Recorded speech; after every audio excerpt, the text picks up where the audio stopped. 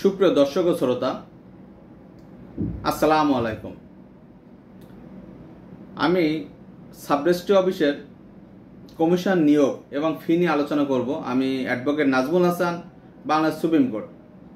1908 সালের registration act 35 বিধি অনুযায়ী আপনি কমিশন আবেদন করতে পারেন যদি দলিল দাতা অসুস্থ, অক্ষম হয়, চলাফেরা করতে পারে না, অথবা দূরবর্তী অবস্থানে বসবাস করে, অথবা কারাবন্দী হয়। তাহলে আপনি এ সকল গ্রাউন্ডস আপনাকে প্রুভ করে ডাক্তারি সনদ, কারাবন্দী হলে কোর্টের পারমিশন, এগুলো নিয়ে আপনি কমিশন আবেদন করতে পারেন। এবং কমিশন ফি নির্দিষ্ট কোনো ফি নেই, এটা রেজিস্ট্রেশন ফি, স্ট্যাম্প ডিউটি এর উপরে ফিটা নির্ধারণ হয়। আপনার ন্যূনতম 5 থেকে 20,000 টাকার ভিতরে কমিশন ফি হতে পারে। সকলকে ধন্যবাদ।